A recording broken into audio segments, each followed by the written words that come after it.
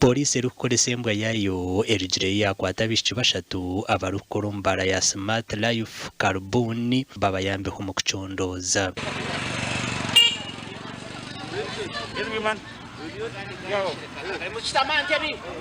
umwanya batwena banaga abantu bakumaye bakuru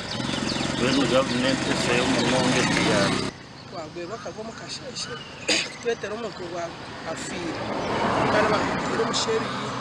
abebembezi b'umwanya ugu nabagira ngo bine mu kizubu cy'amabara okuba minjo mu cyanga cyabo ekirugirireho okore bahagaro nkebi baringira abantu abo kujya tatine mu kikomera kaci mwanya kujya na main abantu bejo shanga bazo mbara kunywamo kukaringira ngo tuzireti kugira bamutira abantu batamanyira mama bara mingi ana mabara agakucinga leti kandi namba y'abantu bakimanye town kwe kurerwa abantu bingi botakucenga bako barumu so tokamanya kintu kuba kibiro baba byameresha zingaye kweto kumanya tokabicenga so beba cinge mukare abo kujya musicyo tenene yitabole kujya ngo kibiki